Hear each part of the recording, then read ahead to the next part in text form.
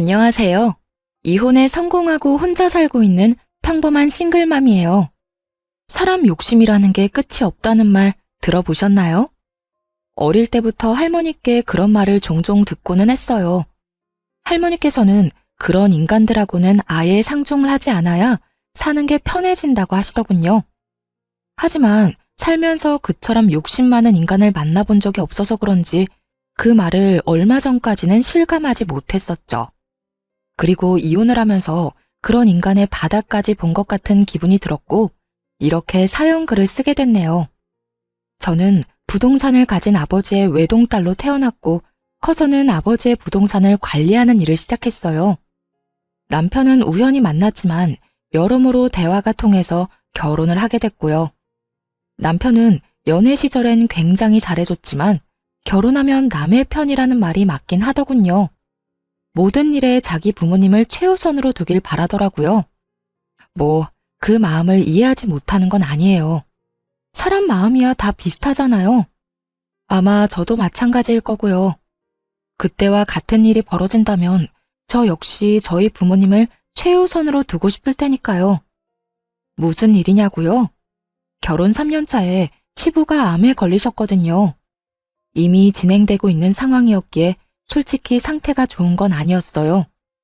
모두가 침울해하고 있는 그때 시모가 그러더군요. 아가, 내가 너희 시아버지 돌보는 게 너무 힘들구나. 나도 몸이 성한 곳 없는 건 마찬가지고 집에서 내가 기댈 곳도 너뿐이다. 네가 시간 날 때 너희 시아버지 병간호 좀 해주면 안 되겠니? 별거 할 건 없어. 어차피 일은 간병인이 할 테지만 워낙 세상이 흉흉해 믿을 수 없으니 말벗 정도만 해주라는 거야. 솔직히 말하자면 정말로 거절하고 싶은 마음이었어요. 아픈 사람을 돌본 경험도 없는 제가 시부를 간병한다는 건 얼토당토 않은 일이라고 생각했거든요. 그렇지만 고민이 될 수밖에 없었던 이유는 아픈 사람이 그 누구도 아닌 시부였다는 점이었어요. 결혼 초에 며느리 사랑은 시아버지라는 말을 그대로 실천해준 분이 시부였거든요. 실수해도 너그럽게 넘어가 주시고 시댁 식구나 남편과 싸우면 저를 달래주는 사람은 시부뿐이었거든요. 고민은 짧았어요. 하기로 결심했죠. 그렇다고 시부를 온전히 혼자서 볼 수는 없다고도 생각했고요. 어머님, 제가 아버님 간병할게요. 그런데 저도 하나 제안할 게 있어요. 병간호를 한다고 했지만 저한테만 맡기지는 말아주세요. 아버님도 저만 보는 게 아니라 다른 가족들도 만나는 게 좋을 것이고 저도 일이 있을 때는 빠질 수 있어야 하는 일에도 지장이 없을 테니까요. 그 정도는 허락해 주실 거죠? 그렇구나. 일리 있는 말이야. 딸들이랑 아들도 돌아가며 아버지 병간호 하기로 하자. 다들 알아들었지? 시모가 그렇게 말해주었기 때문에 괜찮을 거로만 생각했어요. 그런데 아니더군요. 시누이들과 남편은 제게 일을 미루기 바빴거든요. 새언니, 오늘은 야근이 있어서 못 가요. 내일은 회식이 있고요. 저도 좀 힘들어요. 이번에 소개팅 때문에 저도 결혼은 해야 하잖아요. 어리고 철없는 신우들이야 그렇다고 쳐요. 결혼도 안 한 아직 놀기 좋아하는 아이들이었으니까 이해 못할 것도 없었죠. 그런데 문제는 남편 놈도 정말 철없이 구는 것이었어요. 당신도 잘 알잖아, 나 일 많은 거. 이번 주는 도저히 시간이 안 돼. 접대도 하러 가야 하고. 그리고 솔직히 우리 가족 중에 당신이 하는 일 제일 편하잖아. 앉아있기만 해도 돈 들어오는 관리인인데 내 생각도 좀 해줘. 가뜩이나 쉬는 날도 별로 없는데 그런 날까지 아버지 수발 들러 가야겠어? 이런 건 당신이 좀 해줘도 되잖아. 100번 양보해서 여기까지도 참을 수 있긴 했어요. 열은 받았지만요. 그러나 이해할 수 없는 시모의 행동은 마치 불난 집에 부채질을 하는 것 같았죠. 예, 나 오늘 모임 있다. 내 간병 차례인 거 알기는 하는데 저번부터 잡혀있던 약속이라 미룰 수가 없네. 그러니까 네가 나 대신 오늘 병간호 좀 하거라. 솔직히 별로 할 것도 없지 않니? 그리고 시아버지가 아프면 며느리가 모시는 게 어떻게 보면 당연한 도리 아니니. 그러니까 너도 며느리 도리한다고 생각하고 시아버지 잘 모셔. 너도 우리랑 가족이 되고 싶잖아. 이번이 그 기회라고 생각하면 되지. 그런 말을 하며 제가 시부를 모시는 것을 정당화하려고 하더군요. 그렇게 장장 3년을 시부를 돌봤어요. 그 정도 기간이 제 한계였네요. 아무리 시부가 잘해줬다고 하지만 이제는 항암 치료뿐 아니라 치매 증상까지 나타났거든요. 그렇게 되니 더는 감당할 수 없겠더라고요. 그래서 가족들이 있는 곳에서 말했죠. 아버님, 이제 더는 못 모시겠어요. 저도 요즘 바빠서 시간 내기 힘들어요. 그리고 다들 저한테 맡기고 자기 스케줄 보러 가잖아요. 제가 여태 모신 만큼 당분간은 다른 분들이 아버님 모셔주세요. 당신은 어떻게 그런 소리를 아무렇지도 않게 해? 갑자기 당신이 이러면 우리는... 그리고 아버지가 당신 많이 의지하잖아. 나라고 기분이 좋겠어? 하지만 당신, 아버님이 어떤 상태인지 요즘 제대로 본 건 맞아? 치매 증상까지 있으셔. 아직은 경증이라 멀쩡하신 시간이 많지만 앞으로 얼마나 더 나빠지실지 알 수 없다고. 하긴 당신은 나한테 맡겨놓고 골프 접대하러 다니느라 몰랐겠지. 뭐? 영업하면 그 정도 할 수도 있는 거지. 그걸로 이러는 거야? 당신이야말로 아버지를 위해 이 정도도 못해? 하고 싶으면 가족들이 하면 되잖아. 아버님 가족들. 그 가족들이 아버님 안 돌보고 방치한 게 자그마치 2년이 넘어. 1년은 그나마 왔다 갔다 정도는 했지. 그런데 2년 동안 다들 어땠어? 나한테 떠맡기고 다들 밖으로만 나돌았잖아. 나도 이제 더 이상은 못해. 집에서 아버님 수발 들고 싶으면 당신이랑 아가씨들 그리고 어머님이 알아서 해. 예, 나까지 싸잡아 그렇게 말하면 어쩌니? 나도 너희 외조모가 아파서 병원에 다니고 있어. 그런데 나더러 친정어머니의 남편까지 보는 건 네가 생각해도 너무하다고 생각하지 않니? 시모의 친정어머니가 편찮으시다는 건 맞는 말이었어요. 하지만 매번 가는 것도 아니었고 아마 핑계라는 표현이 더 맞을 거예요.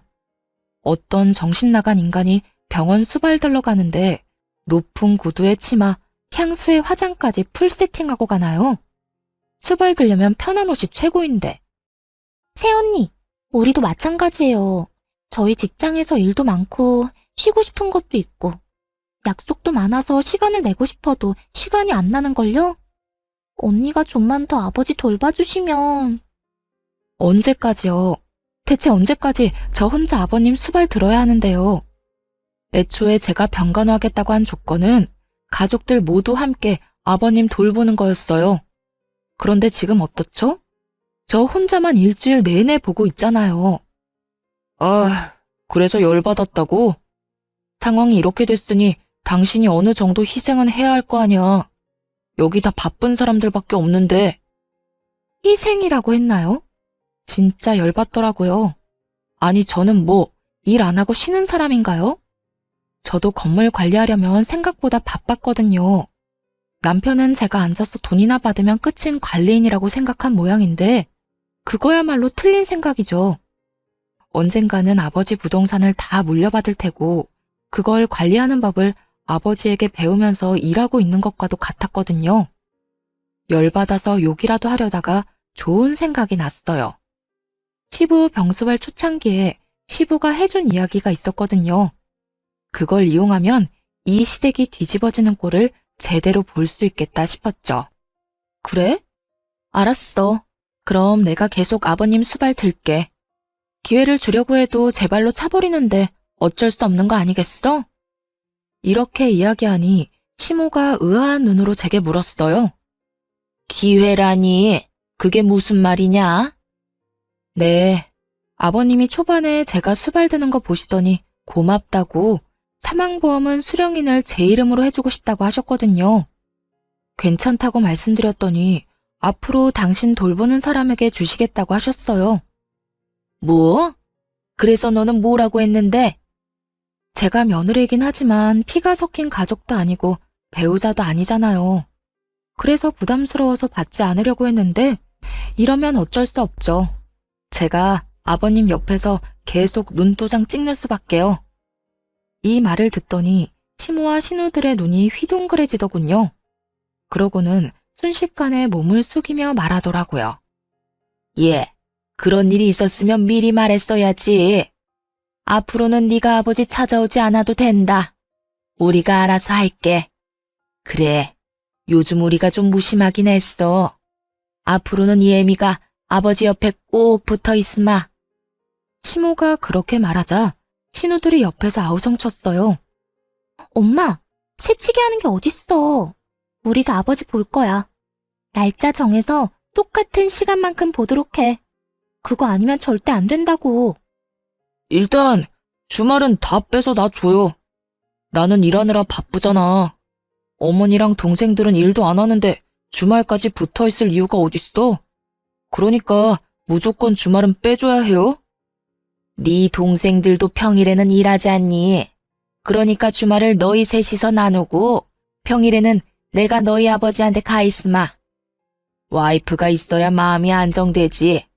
아무것도 못하고 그저 시키는 대로만 하는 너희들이 가서 도움될 거 하나도 없어. 엄마가 아버지 독점하려고 하는 거죠? 그럼 일 마친 저녁 시간이라도 우리한테 줘요. 우리도 얼굴 도장 찍을 시간이 필요하다고요. 엄마 혼자서 다 차지하려고? 동생들 말이 맞아요. 어머니 혼자 다 차지할 생각이시면 잘 생각하셔야 할 거예요. 저희는 그렇게 못 놔둬요. 저희도 아버지 볼 권리가 있다고요. 남편 놈까지 그 보험금에 넘어가서는 권리를 운운하고 있는 꼴이 너무 웃겼어요. 속으로 진짜 소리내서 웃고 싶은 거 겨우 참고 있었네요. 그렇게 나한테 떠넘기려고 혈안이 됐던 네 사람이 이제는 서로 아버지 보겠다고 말다툼하는 것 자체가요. 사실 시부가 보험금 수령인 이야기를 한 건 맞아요. 하지만 해준다고 못박아 말씀하신 건 아니었죠. 게다가 중요하게 한 이야기도 아니었고 정말 딱 한 번 초반에 스치듯이 말하고 지나갔을 뿐이었어요. 하지만 그런 대화가 있었다는 것만으로도 네 사람이서 박 터지게 머리 쓰며 싸우더라고요. 서로 시부를 돌보겠다고 하는데 아우, 속에 막힌 돌덩이가 쑥 내려가는 기분이랄까요? 그렇게 수발드는 모임에서 드디어 한 발 빠지게 됐죠. 돈 앞에 장사 없다는 걸 깨닫게 되었네요. 그리고 이 시댁 인간들이 얼마나 돈에 환장하는지도 이때 알았고요. 그 이후로는 시부를 보러 간 적이 없네요. 문병 정도로 짧은 시간 다녀온 적은 있어도 제가 갈 때마다 시댁 식구들의 견제가 심해지는 통에 오래 있지도 못하고 바로 돌아와야 할 정도였죠. 편했어요. 이제 별다른 문제 없을 거라 생각하며 평온한 하루를 보냈어요. 그런데 제가 애를 낳고 쉬는 동안에도 아버지가 월급을 대신해서 용돈을 꼬박꼬박 챙겨주셨거든요. 그 용돈이 남편 월급보다도 많다는 걸 시모와 신우들이 알게 된 것이 화근이 되었고요. 친정아버지가 저 고생하는 거 보기 싫다고 사위인 남편에게 액수를 오픈해버렸거든요. 이 정도까지는 도와줄 테니 내 딸한테 무리시키지 말라고 으름장을 놨던 거죠. 뭐 그런 말을 들었다고 사람이 금방 바뀌는 건 아니었지만요. 대신 시모와 신우들의 눈이 바뀌긴 했죠. 예, 너 혹시 돈 좀 있니? 네 시아버지도 저렇게 아프고 내가 돈 쓸 곳이 있는데 돈 나올 곳은 없으니까 힘들구나. 혹시 돈을 좀 빌려줄 수 있어? 한 300만 원이라도. 많이 급하신가 보네요. 용돈으로는 감당하기 어려운 금액이기도 하고, 그런데 제가 그냥 빌려드릴 수는 없고 차용증을 썼으면 좋겠어요. 제가 아버지에게 용돈을 받긴 하는데 그 돈이 다 아버지 명의 계좌에 들어가 있어서 그냥 드릴 수는 없거든요. 괜찮으시겠어요? 괜찮다마다. 차용증이야 얼마든지 써줄 수 있어. 그러니까 좀 부탁한다. 염치가 없다고는 생각한다만 그래도 이렇게 도와줄 사람이 옆에 있는데 대출이나 금융기관 돌아다니는 것도 웃기지 않니? 어차피 일을 안 해서 대출 금액도 안 나오겠고 말이지. 주절거리는 시모를 뒤로 하고 차용증을 써줬어요.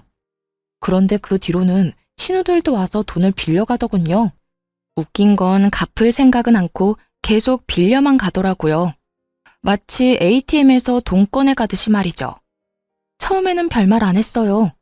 차용증이라는 강력한 문서가 있었으니까요. 남편은 이걸 아는지 모르는지 별 생각이 없어 보였고요. 그렇게 시모와 신우 둘이 빌려간 금액이 2년 만에 1억 정도로 불어나더군요. 당시가 결혼한 지 6년쯤 됐을 때예요. 그 금액을 이 인간들이 어떻게 감당하려고 그러나 슬슬 걱정이 되기 시작할 무렵 친정엄마에게 안 좋은 소식이 들려왔어요. 뇌졸중으로 고생하며 재활에 전념하던 어머니에게 2차로 뇌경색이 발견된 거예요. 게다가 이번에는 반대쪽 뇌였기 때문에 결국 양쪽 다 제대로 못 쓰는 처지가 된 거죠. 재활 전문병원에 입원하셔서 한참을 치료받았지만 상태가 그리 호전되진 않았어요. 외로움 많이 타는 어머니를 병원에 홀로 있게 두는 것도 좀 그랬고, 그렇다고 아버지에게 어머니 병간호를 부탁하는 것도 어려운 일이었죠. 아버지도 당뇨를 포함해 여러 지병에 시달리고 있었으니까요. 무리를 하거나 스트레스를 받을수록 몸 상태가 더 안 좋아지셨거든요. 결국 이번에는 친정어머니 병간호를 하기 시작했어요. 집에서 모시는 건 아니었고 병원에 가서 보는 거였으니 그나마 마음은 좀 편했죠. 그런데 남편 놈이 어이없는 딴지를 걸더군요. 나 당분간 우리 친정엄마 병간호 때문에 병원으로 출퇴근할 예정이야. 집에 없으면 병원 가 있는 줄 알고 있으면 돼. 장모님 병원에 입원하셨잖아. 근데 너까지 꼭 병간호하러 가야 해? 간병인도 있다며. 간병인이랑 엄마 둘만 두는 거 내가 싫어. 우리 엄마 외로움을 얼마나 많이 타는데. 지금 엄청 심적으로 힘드실 거라 옆에서 위로해드리고 싶어서 그래. 그래서 지금 친정어머니 모시느라 애들이며 나며 다 내팽겨치겠다고? 당신 이렇게 이기적인 사람이었어? 나도 지금 바쁜 사람이야. 진급을 눈앞에 두고 얼마나 중요한 시점인데 네가 이러면 나는, 애들은. 여태 내가 다 케어했잖아. 그러면 당신도 좀 양보라는 걸 해. 언제까지 나한테 다 의존할 건데? 그렇게 싸웠음에도 결론은 나지 않았어요. 아니, 제게는 이미 친정엄마를 병간호해야 한다는 확고한 결론이 있었고 남편 놈에게는 저를 절대 못 보내준다는 확고함이 있었으니 이야기는 평행선만 달리고 있었죠. 그리고 며칠 뒤 시모가 연락이 와서는 헛소리를 짓거리더군요. 아니 너는 어떻게 시집 온 애가 친정에 목을 매니? 너 죽어도 이 집 귀신이야. 네가 여기 시집 왔다는 건 그런 뜻이라고. 그리고 나도 요즘에 네 시아버지 수발 드느라 얼마나 힘든 줄 아니? 어깨도 허리도 빠져나갈 만큼 아파 죽을 것 같아 얘. 아니, 수발 드느라 안 힘든 사람이 어디 있어요. 저도 다 해봐서 알고 있어요. 그걸로 생색내시면 안 되죠. 아니 얘, 너희 어머니는 중병이라며. 그러면 전문가한테 맡겨놓으면 될 일이지 왜 너까지 나서서 이래? 너 친정엄마 수발 들러 갈 거면 내 수발이나 들어. 시어머니가 힘들어 죽겠는데 어딜 간단 말이니? 어머님, 내로남불이 무슨 뜻인지 아시죠? 내가 하면 로맨스, 남이 하면 불륜. 어머님이 뭐라고 하시면서 저한테 아버님 병수발 들라고 하셨는지 기억 안 나세요? 어머님 친정어머니께서 아프셔서 아버님 못 모신다면서요. 왜요? 어머님은 친정에 그렇게 다니셔도 되고 저는 안 돼요? 왜죠? 왜 우리 엄마는 제가 병간호하면 안 된다는 거죠? 그렇게 말하니 시모도 말문이 턱 막힌 모양이었어요. 하지만 아마 시모는 친정엄마 수발 같은 거 든 적도 없었을 거예요. 대신 놀러나 다녔겠죠. 그렇지만 수발 든다는 이유를 대고는 놀러 다녔으니 반박할 말도 없었을 거고요. 야, 너 우리 엄마한테 이게 뭐 하는 짓이야? 우리 엄마한테 따지는 거야 지금? 와, 너 진짜 웃긴다. 아버지 아파서 다들 아버지 모시느라 힘든데 어떻게 너 혼자 이렇게 태어내? 너는 왜 이렇게 이기적이야? 너도 우리 가족이라고. 우리 결혼한 거잖아. 그러니까 그러면 너도 내 가족이지. 우리 부모님 아파서 저러고 있는데 나한테 병간호도 못 가게 하는 게 남편이야? 그러는 네가 사위냐고. 웃기지도 않아? 보험금 탐나서 거기 붙은 인간들이 이제는 나 아버님 얼굴도 못 보게 하는데 태어나지 않을 건 또 뭔데? 뭐? 너 지금 말 다 했어? 넷이서 알아서 잘 모시고 있잖아. 나한테는 기회 줄 생각도 없으면서. 그리고 아버님 돌볼 정도로 건강한 어머님한테 내 수발이 필요하다고 생각해? 두 손 두 발 못 쓰는 우리 엄마는 왜 내 병간호조차 못 받게 하냐고 왜? 내가 친정엄마한테 간다니 그건 싫으니? 싫다는 게 아니잖아. 굳이 네가 장모님을 모실 필요가 있느냐는 거지. 왜? 아버님 수발에 육아 집안일까지 다 네 거 될까봐 걱정이야? 차라리 그런 이야기를 했으면 가사 도우미라도 붙여두겠다고 했을 텐데. 너 노선 진짜 잘못 잡았어. 나 묶어두려는 모양인데 그거 완전 꽝이라고. 이기적인 인간? 그거 너 이야기 아니야? 한바탕 화를 내고는 시댁에서 혼자 나왔어요. 있어봐야 좋은 소리 들을 것도 없고 열만 받았을 테죠. 그리고 저 인간들은 지금 자기들이 뭘 잘못하고 있는지도 몰랐어요. 제가 성격도 모르고 있었고요. 저는요, 한 번 아니다 싶으면 영원히 아닌 사람이거든요.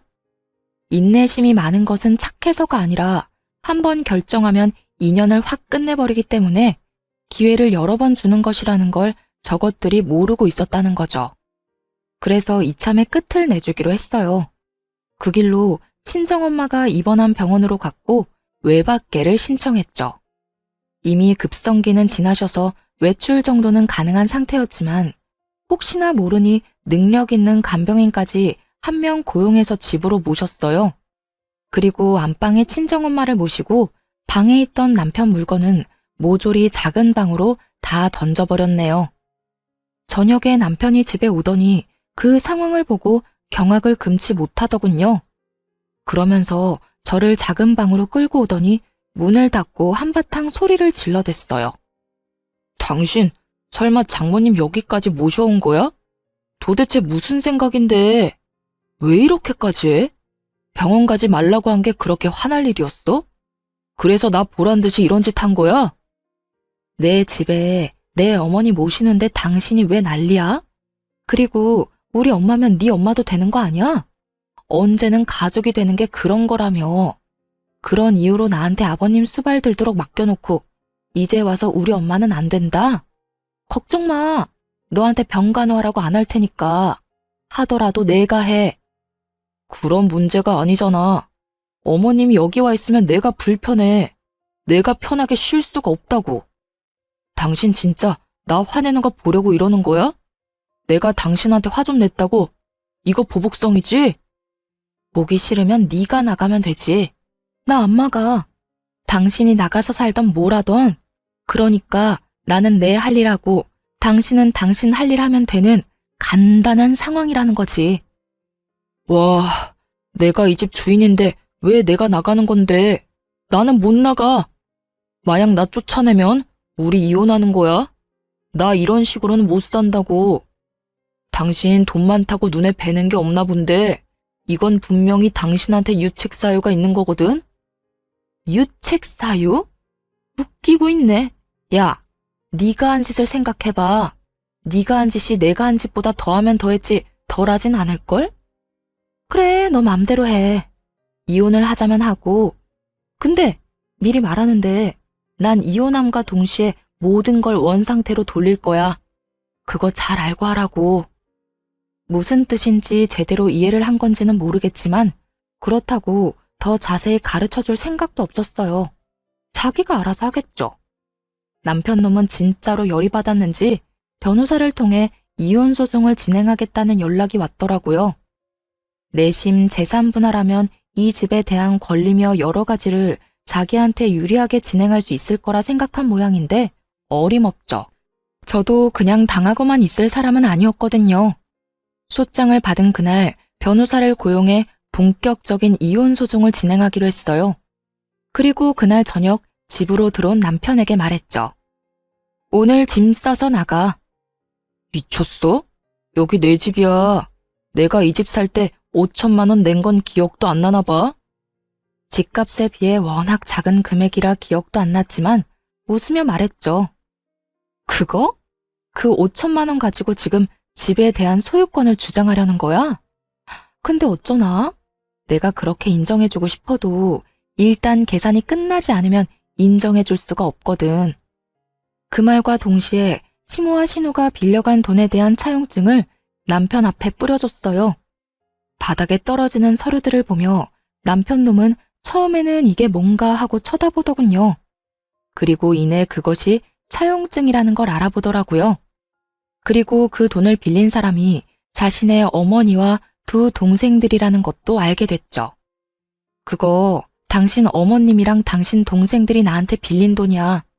아니, 따지면 우리 아버지 통장에서 빌려간 돈이지. 금액 다 합쳐보면 1억 넘으니까 이 돈 지금 당장 상환할 거 아니면 지금 이 집에서 나가야 할 건 너야. 그게 무슨 말이야? 난 이 집에서 못 나가. 아니, 안 나가. 내가 이 집 살 때 5천만 원 분명히 해왔다고. 그만큼은 나도 이 집에 있을 권리가 있지. 네가 뭔데 나가라 말아야? 그리고 이건 내가 빌린 게 아니라 우리 가족들이 빌린 거잖아. 내가 그걸 갚아야 될 이유가 있어? 당연히 있지. 이거 받아갈 때 계좌가 네 명의 계좌였거든? 어머님이 쓰시는 계좌. 그리고 이거 기한이 언제까지인지는 알아? 우리가 혹시라도 갈라서거나 이혼하게 될 경우에는 즉시 상환이라고 적혀 있어. 너와 내 결혼이 이 차용증에선 가장 중요한 거라고. 뭐? 그게 지금 무슨... 너 그것까지 생각하고 빌려준 거야? 와, 너 진짜 무서운 애다. 어떻게 사람이 그렇게 계산적이니? 그건 너겠지. 지금 자기소개해? 하긴, 너야 너희 집이 망하든 말든 뭔 상관이겠어? 넌 너만 잘 살면 되지? 어머님이나 동생들이 1억 못 갚아서 집이라도 팔면 참 좋겠다. 그런데 그렇게 되면 너한테 같이 살자고 하지 않을까? 뭐?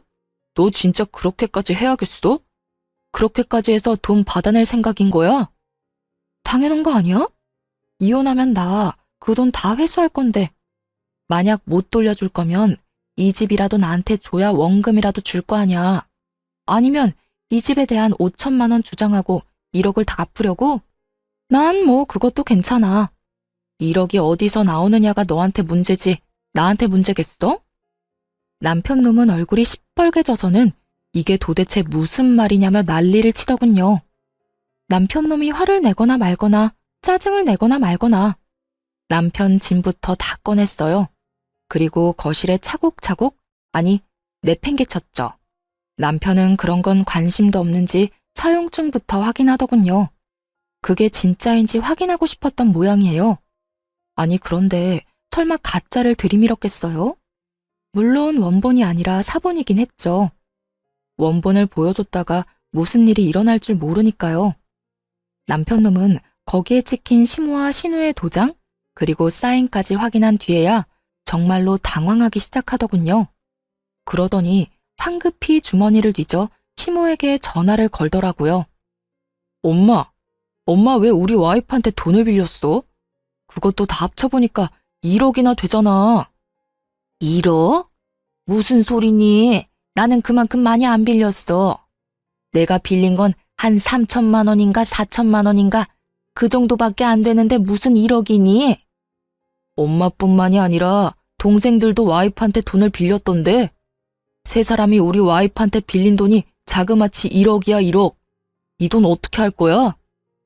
어떻게 하긴 뭘 어떻게 해? 야, 며느리 돈이 네 돈이야. 그래서 빌린 거지.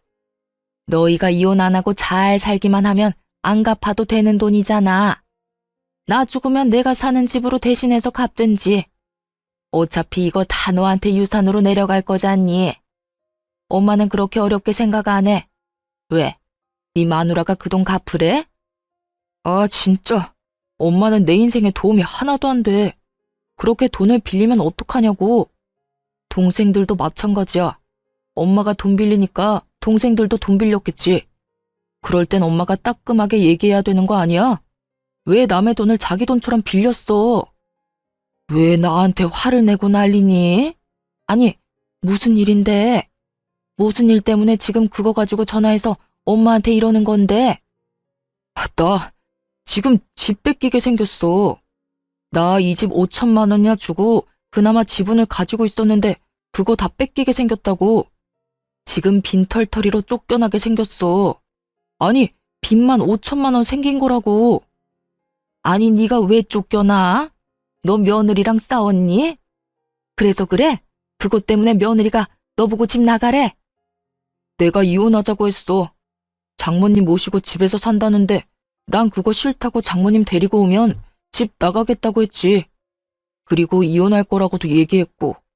근데 와이프가 정말로 장모님을 모시고 왔더라고. 그래서 내가 이혼 전문 변호사 사서 소장 보냈거든. 아니 뭐? 그래서 지금 이혼을 한다고? 아, 몰라. 나더러 빈털터리로 이 집에서 나가야 된다고 하면서 차용증을 들이밀잖아. 도대체 엄마랑 동생들은 사고를 얼마나 친 거야? 나 몰래 돈을 왜 이렇게 빌렸냐고. 지금 당장 돈 모아서 1억 갖고 와. 나는 그거 내고 이 집에 대한 소유권 주장해야 되겠어. 재산 분할도 하고 내 돈은 받아야 될 거 아니야. 예, 갑자기 그런 큰 돈이 어디서 생겨? 이 한밤중에. 엄마가 1억이 있었으면 돈을 빌렸겠니? 이혼하지 말고 버텨. 그냥 잘못했다고 무조건 빌어. 그리고 뭐 장모님이랑 좀 같이 살아도 되지. 1억 안 갚는 대신에 그 정도 할 수 있잖아. 엄마, 내가 싫다고. 나 어른들하고 같이 사는 거 힘들어서 못해. 신경 쓸 게 얼마나 많은지 알아? 몰라. 난 모르겠으니까 엄마한테 이야기하지 마. 네 동생들한테 얘기해서 5천만 원이라도 빌릴 수 있는지 알아보든지. 엄마는 돈 나올 구석이 없어서 네 와이프한테 돈 빌린 거야. 그러니까 나한테 이런 식으로 다그치지 마. 네가 능력이 있었으면 엄마가 네 와이프한테 그랬겠니? 따지고 보면 다 네 탓이지. 어쨌든 엄마한테는 돈 달라고 얘기하지 마. 알았어? 그렇게 시모는 차갑게 전화를 끊어버리더라고요. 남편이 두 여동생에게 전화를 했는데 그 전화들도 남편에겐 그리 좋은 소식이 아니었죠. 오빠는 도대체 무슨 일을 그런 식으로 해? 세연이한테 무조건 잘못했다고 빌어. 알았어? 나 그 돈 솔직히 말해서 갚을 생각 없이 빌린 거란 말이야. 세연이가 워낙 돈이 많잖아. 그래서 빌린 건데 오빠야말로 이렇게 사고를 치면 어떡해? 야, 넌 나한테 할 말이 그거밖에 없어? 넌 뭔데 내 와이프한테 돈을 왜 빌린 건데? 당장 돈 다 갖고 와. 너 가지고 있는 거 다 팔아서라도 가지고 오라고. 네가 가지고 있는 명품들. 미쳤어? 그건 내 목숨이나 똑같아. 무조건 새언니한테 빌기나 해. 빈털터리로 이혼당하지 말고. 그리고 오빠 이혼해도 나 그 돈 못 줘. 오빠가 다 갚아야 한다고. 너 미쳤구나. 네가 빌린 돈을 내가 왜 갚아? 네가 갚아야지. 거기에 다 적혀있어. 내가 못 갚으면 오빠가 갚아줄 거라고. 그건 무효야. 내가 차용증 쓰는 자리에도 없었는데 왜 내 이름을 팔아? 몰라. 법적인 건 모르겠고 그렇게 됐으니까 오빠가 알아서 하라고. 그렇게 전화를 끊고서야 남편 놈은 약간 제정신이 돌아왔나 보더라고요. 화가 나서 이혼 소장을 보낼 때랑은 깜판인 얼굴로 그러더군요. 여보, 미안해. 내가 말이 좀 심했던 것 같아. 사실 그렇지. 우리 아버지도 모시라고 했는데 당신 어머니 못 모시게 하는 것도 말 안 되는 일이긴 하지. 내가 요새 너무 스트레스 많이 받아서 잠깐 돌았었나 봐. 내가 왜 그런 짓을 했는지 모르겠네. 변호사한테 얘기해서 소송 진행하는 거 없던 일로 할 테니까 당신도 이 정도쯤에서 나 용서해주고. 나는 용서할 생각 없으니까 당장 짐 싸서 나가. 우리 엄마 모셔야 되니까 나가라고. 나랑 우리 엄마 정신 사납게 해놓고 그냥 넘어갈 생각은 아니지? 나는 한번 피를 보면 끝장을 보는 사람이야. 네가 먼저 시작한 거고 난 끝장을 봐야겠어. 걱정하지 말고 나가. 돈은 내가 어떻게든 다 받아낼 테니까. 여보, 제발 부탁이야. 나 이렇게 나가면 갈 곳도 없어. 그리고 갚을 돈도 없다고. 1억을 도대체 무슨 수로 갚아? 그건 나한테 할 말이 아니지. 당신 어머니랑 당신 동생하고 상의해야 되는 일 아니야? 아니면 내가 5천 떼줄까? 대신 이 집에 대한 건 미련 버리고 깔끔하게 1억 갚으면 되지. 의미가 없잖아. 그냥 용서해주면 안 돼? 내가 그냥 잠깐 정신 나갔다고 생각하고 앞으로 당신한테 바짝 엎드려서 살게. 이렇게 빌게, 제발. 빌 거 없고 그냥 나가기만 하면 돼. 이혼 서류 다시 보냈을 때 확인했고 우리도 차용증 관련해서는 증거자료 소명할 테니까 그렇게 알아. 그리고 네가 왜 갈 데가 없어? 너 시댁 가면 되잖아. 어머님이랑 아버님이랑 두 동생들 있는 시댁 가서 잘 살면 되지. 아, 아니면 그 집 담보로 대출이라도 당기면 되겠네. 그걸로 1억 갚고 나면 너도 이 집 소유에 대해서 주장할 수 있지 않겠어? 그렇게 말은 했지만 솔직히 그대로 될 거라는 생각은 안 했어요. 시모가 돈이 없다고 절 찾아왔을 때 다른 곳에 연락을 안 해보고 왔을 리가 없잖아요. 분명히 은행이며 대출이며 다 알아보고 왔을 거예요. 시부가 지금 병상에 있으니 시가에 대한 권한을 가지고 있는 건 와이프인 시모였죠. 시부가 참 마음이 착한 사람이거든요. 말년에 그 집에 시모 이름을 넣어 공동 명의로 해줬다고 하더라고요. 그랬으니 분명 자기 지분에 대한 담보대출에 대해서 최소한 물어는 봤을 가능성이 컸죠. 여보, 진짜 이럴 거야? 우리 같이 산 세월이 있는데 한 번 실수한 거 가지고 이러는 건 아니잖아. 한 번 실수? 너 한 번만 실수한 거 아니거든? 나한테 여러 번 실수했어. 그간 내가 참아준 거고. 내가 왜 참아줬는 줄 알아? 난 한 번 아니라고 생각하는 건 끝장을 봐야 속이 시원한 사람이거든. 그래서 끝까지 참아준 거야. 아니 여보, 내가 정말 미안하다니까. 시끄럽고 너랑 나는 여기까지가 끝인 거야. 당장 시댁으로 돌아가. 짐은 내가 알아서 다 챙겨줄게. 그러니까 걱정 말고 나가. 결국 남편 놈은 어깨를 축 늘어뜨리고 시댁으로 돌아갔죠. 돌아가는 내내 아마 자기 머리 쥐어 뜯었을 거예요. 섣부르게 이혼소장 날린 거 후회하면서. 하지만 뭐가 달라지겠어요? 지가 이혼소장 안 날렸어도 제가 날렸을 건데요. 그리고 진짜 대환장 파티는 그 다음날 벌어졌죠. 시모와 신우 남편 놈이 모두 찾아와 이런 법이 어딨냐며 난리를 쳤거든요. 얘, 너 이렇게 사람한테 유예기간도 안 주고 이러는 거 아니다. 이런 일이 있으면 미리 얘기를 하고 우리가 대비를 할 수 있도록 했어야지. 어떻게 이렇게 이혼 통보를 하루아침에 할 수가 있어? 이혼은 남편이 먼저 하자고 한 거예요. 제가 먼저 하자고 한 적 없고 저는 남편이 이혼 변호사 사서 보냈길래 저도 오케이 하고 이혼하기로 결정한 거고요. 제가 통보를 안 한 게 아니라 남편이 어머님한테 얘기를 안 한 거겠죠. 시모는 좌불안석 내내 초조해하는 남편을 째려보더군요. 그러면서 제게 말했어요. 예, 결혼이라는 게 그렇게 쉬운 게 아니고 이혼이라는 것도 그렇게 쉬운 게 아니야. 어렵게 맺어진 인연 어떻게든 보듬고 양보하고 서로 함께 걸어가며 살아야 하는 거지. 이렇게 화난다고 막 이혼하고 그러는 거 아니다. 너도 다시 한번 생각해봐라, 응? 돈 갚을 수단이 없었는지 아니면 제가 생각한 대로 시댁 집조차 담보대출을 이미 받았는지 이제 와서 애걸복걸하는 꼴이 너무 웃기더라고요. 저는 이혼소송 계속 진행할 거고요. 이혼할 때까지 할 거예요. 그리고 돈도 다 받아낼 거예요. 저한테 와서 이러지 마시고 돈이나 어떻게 상환할지 가서 상의해보세요. 차갑다 못해 서리빨이 부는 제 목소리에 결국 아무도 대꾸 못하고 나가버리더군요. 제가 며느리로서 가족이 되려고 노력했을 때는 자기들이 떵떵거리며 저한테 큰 소리 칠 수 있었겠지만 이제 이혼을 눈앞에 두고 있으니 저한테 그 사람들은 그냥 돈 빌려간 사람일 뿐이잖아요. 그 사람들한테는 내가 돈을 빌려준 사람이고요. 그러니 이렇게 저자세로 나오는 것도 당연한 일이었죠. 그런데 이렇게 정신없는 와중에 시댁에는 또 사건이 터졌더라고요. 시부가 결국 흡인성 폐렴으로 앓다가 돌아가시게 된 거였어요. 그간 치매까지 중증으로 진행돼서 굉장히 힘든 상황이었는데 시부가 돌아가셨다니 슬프긴 하더라고요.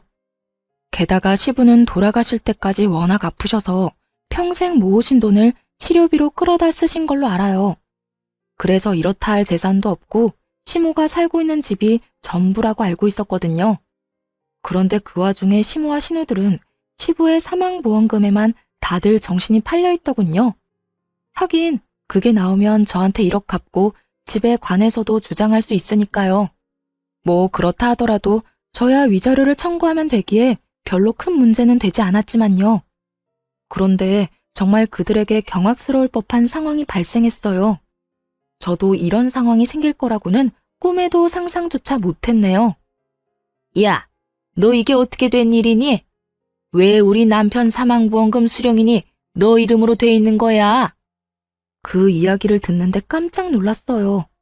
시부가 지나가듯 했던 한마디, 그것도 해줄까 싶다라고 지나가는 말로만 들었을 뿐이었거든요. 그런데 정말로 제 이름으로 되어 있었다니. 저도 모르죠. 보험회사에 연락해 보셨어요?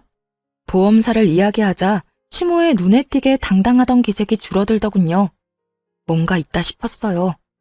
설마 시모가 그런 조사도 안 해보고 이렇게 따질 사람은 아니라고 생각했지만 도대체 어떤 상황이길래 갑자기 저러는지 알 수가 없었죠. 말해보세요. 보험회사에서는 뭐라고 하는데요? 대답이 없길래 직접 보험 설계사에 전화를 해서 물어봤어요. 그랬더니 그 설계사가 이렇게 말하더군요. 아유, 며느님이 아버님한테 얼마나 잘했는지 나한테 전화 와서는 자기 사망보험 수령인을 며느리로 바꾸고 싶다고 하시더라고요. 그래서 제가 같이 가서 바꾸는 거 도와드렸죠. 그게 언제였는데요? 그때는 치매 진단받기 전이라 아무 문제 없이 처리됐을 거예요. 암 진단받은 지 2달 만에 바꾸신 거라 저도 의아해서 물어봤더니 며느리가 자기 수발 드느라 고생이 많다고 이거 주고 가면 손자에게도 도움이 되지 않겠냐고 하시더라고요. 보험 설계사의 이야기를 듣던 시모가 혀를 차며 말하더군요. 그 인간이 뭘 잘못 먹어도 한참 잘못 먹었지. 병간호하고 2달 만에 수령인을 바꿔? 아니, 돈 많은 며느리 걱정을 왜 해? 돈 없는 우리나 걱정해야지. 아마 아버님은 저희가 이혼할 거라고는 생각 안 했겠죠. 우리가 이렇게 틀어질 거라는 생각도 못했을 테고요. 그래서 아무 생각 없이 제 앞으로 보험금 수령인을 남긴 것 같아요. 게다가 그건 다른 가족들에게 경고의 메시지이기도 했을 거예요. 너희들이 나를 방치하면 내가 며느리에게 더 잘해준다는 경고. 그런데 문제는 그렇게 해놓고 치매에 걸려버린 거죠. 그래서 보험 수령인에 대한 건 새까맣게 잊고 정신없는 나날을 보내셨던 거고요. 사망보험금은 얼마나 되는데요? 금액은 얼마 안 돼요. 1,000만 원 정도예요. 사망보험금이 1,000만 원밖에 안 된다는 말을 듣고 한숨이 나왔어요. 그 돈으로는 이 사람들 급한 불도 못 끌 거였거든요. 금액을 알고 나니 시모와 신우의 표정이 안 좋아졌어요. 그 1,000만 원을 받아봤자 세 발에 피었으니까요. 시댁집을 팔고 싶어도 지금 네 사람이 다 그 시댁에 살고 있고 담보대출은 이미 받았는데 상속세까지 내야 하니 상황은 더욱 엉망이었을 거예요. 결국 닭 쫓던 개가 지붕 쳐다보는 상황이 되어버렸죠. 내가 이 꼴을 보자고 그 인간 죽을 때까지 똥오줌 받아낸 게 아닌데 왜 고생은 내가 다 하고 돈은 네가 가져가는 거야? 그걸 저한테 물으시면 어떡해요. 아버님한테 여쭤봐야죠.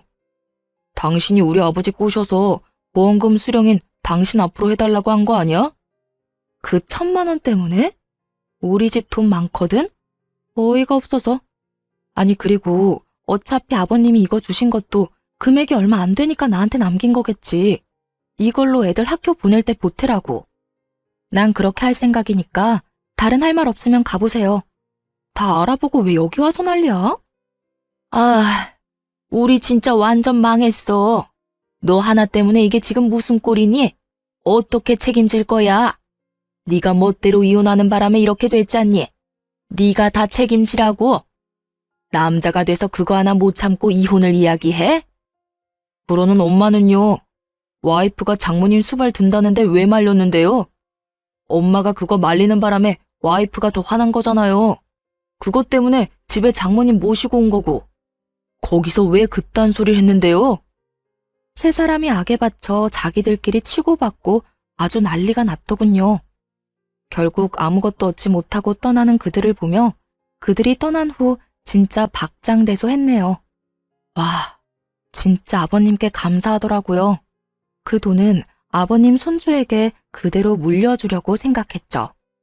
그렇게 이혼까지 판결이 다 나고 완전히 이혼하게 됐어요. 그 뒤에 들린 소문은 뻔하다면 뻔했죠. 전 남편이 돈을 갚긴 했어요. 집에 보탰던 5천만 원으로 1억의 빚을 5천으로 탕감한 뒤 나머지 5천을 여기저기서 겨우 돈 빌려서 갚더라고요. 그런데 빚내서 그렇게 갚은 뒤로는 등골이 빠졌다고 하더라고요.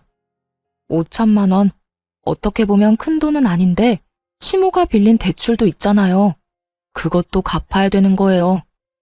결국 대출 2개를 엎게 된 전 남편 놈은 이 시댁에서 돈을 버는 유일한 일개미였죠. 그런 전 남편 놈에게 시모와 신우는 일도 안 하면서 돈이나 달라고 짹짹대는 바람에 결국 전 남편 놈은 집에서 나가 자취를 하고 있다고 해요. 욕심. 그 끝없는 욕심 때문에 전 남편 놈은 망했고 지금도 영원히 고통받고 있는 중이었죠. 시모와 신우들도 그 죗값을 치르고 있고요. 예전만큼 풍족하게 살고 있지 못하니까요. 저는요, 가끔 우울한 생각이 들거나 기분이 안 좋을 때는 이때 일들을 떠올리면서 기분 전환을 하곤 해요. 정말 뒤통수를 제대로 친 기분이라 속이 시원했으니까요. 게다가 재미도 있었고요. 어떠셨나요? 여러분에게도 재미있는 이야기가 됐으면 좋겠네요. 모두들 행복한 시간 보내세요.